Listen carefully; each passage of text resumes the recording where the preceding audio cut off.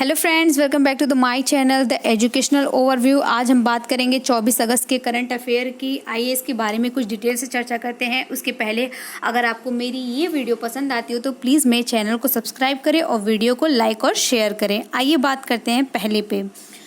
अगस्त 2022 में किस देश के साथ राजनयिक संबंधों की 75वीं वर्षगांठ के उपलक्ष्य में एक डाक टिकट जारी किया गया है? जो यहाँ पर है, किसके साथ जारी किया गया है? वो जो देश है वो मिस्र है। मिस्र को इंग्लिश में इजिप्ट भी बोलते हैं। इजिप्ट जो होता है, इजिप्ट इंडिया जो है 1947 में इसका राजनयिक संबंध स्थापित हुआ था। आज उसकी 75वीं वर्षगांठ है। जो किसके रिलेशंस की बात करती है? वो इंडिया और मिस्र के रिलेशंस की बात करती है। ये देखिए, इंडिया का फ्लैग है और ये मिस्र का फ्लैग है, दोनों के फ्लैग है। ये टिकट है, ये टिकट जारी की गई है। आज इसके बारे में कुछ और भी डिटेल से चर्चा करते हैं। भारत और मिस्र के बीच में जो संधि थी वो 18 अगस्त 1947 को जो मिस्र ने भारत को एक स्वतंत्र देश की मान्यता दे दी थी, इसीलिए इसकी वर्षगांठ मनाई जाती है। और इसकी जो राजनयिक संबंध है, ऐतिहासिक जो संधि रही है, वो 1955 में दोनों देशों के बीच में एक संधि हुई थी, जो 1955 में हुई थी। यही एक ऐतिहासिक मोड़ था। किस क्षेत्र में भारत मिस्र का योगदान करता है, वो भी तो जानना ज़रूरी है। बहुत ज़रूरी है कि वो भारत किस क्षेत्र में इसका योगदान करता है या किस क्षेत्र में सबसे ज़्यादा काम करता है। तो भारत और मिस्र के जो पायलट हैं, भारत जो होता है मिस्र के पायलटों को जो ट्रेनिंग देने का काम करता है, और सुरक्षा के क्षेत्र में इसका ज़्यादा योगदान है।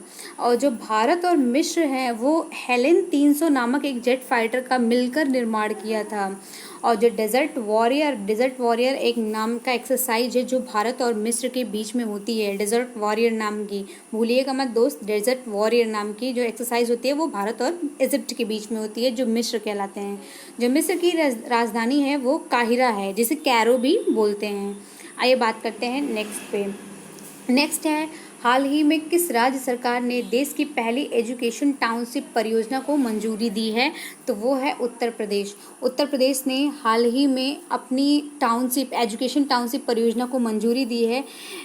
और ये किसके तर्ज पे रखा गया है? ये अमेरिका के तर्ज पे ये एजुकेशन टाउनशिप परियोजना को मंजूरी दी है। एजुकेशन टाउनशिप का जो मतलब होता है वो होता है एक ही छत के नीचे सारी चीज़ें उपलब्ध हो जाना। जैसे कि एक मॉल होता है, मॉल में हमारे सर से लेके पांव तक की सारी चीज़ें उपलब्ध होती हैं, उसी प्रकार एक ही एजुकेशन का तो मतलब आप सब लोग समझ आ रहे हैं कि ये शिक्षा से रिलेटेड है। हमारी शिक्षा जो प्रणाली है उससे रिलेटेड है एजुकेशन। और टाउनशिप क्या है?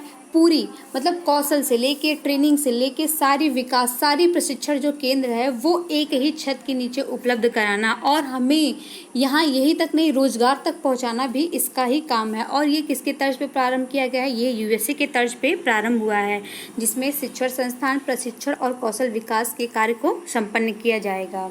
आइए बात करते हैं नेक्स्ट पे। हिंदुस्तान पेट्रोलियम निगम लिमिटेड HPCL ने गोबर गैस से संपीड़ित अपने पहले बायोगैस परियोजना की शुरुआत कहाँ पे की है?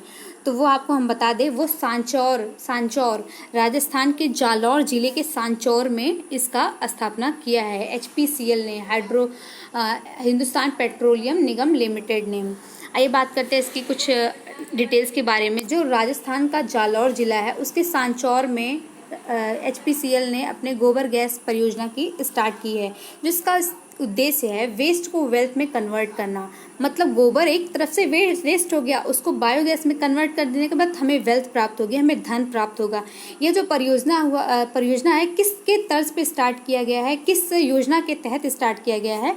जो भारत में एक योजना आई थी गोबर धन योजना, जिसकी शुरुआत 2018 में हुई थी। उस परियोजना के तहत HPCL ने इस योजना का शुरुआत किया है, जिसमें जो प्रतिदिन जो 100 टन गोबर का यूज़ होगा बायोगैस बनाने में।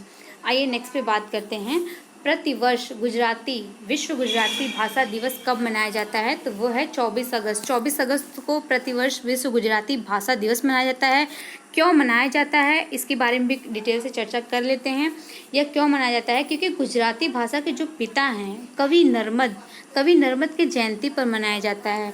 और जो गुजरात का जो गान है वो जय जय गरवी गुजरात को कवि नर्मद ने ही गाया है। विश्व गुजराती भाषा दिवस के अवसर पर आप सभी को ढेर सारी शुभकामनाएं। गुजरात वासियों को स्पेशली अगस्त 2022 में किस देश ने पहली सरकारी स्वामित्व वाली, पहली सरकारी, ये ध्यान रखिएगा फ्रेंड्स, कि पहली सरकारी स्वामित्व वाली जो टैक्सी है वो लॉन्च की है, टैक्सी सेवा लॉन्च की है। मतलब पहले तो अभी टैक्सी सिर्फ पर्सनली चलता था, बट अभी सरकारी भी टैक्सी चलने लगी है। तो वो ऐसा जो राज्य सरकार ने किया है वो केरल के राज्य सरकार ने किया है। ऐसे इसके बारे में डिटेल्स चर्चा कर लेते हैं। इसका जो इस टैक्सी का जो नाम होगा वो केरल सवारी होगा। जो केरल के मुख्यमंत्री हैं वो पिनरई विजयन इसका शुभारंभ किए हैं, इसका शुभारंभ में केरल की राजधानी तिरुवनंतपुरम में किया गया है। और इसका जो उद्देश्य है वो जो ग्राहक हैं उनको उचित दर और सुरक्षा प्रदान करना, जबकि ड्राइवरों को उचित वेतन मुहैया करवाना इसका उद्देश्य है। Thank you for watching my video friends.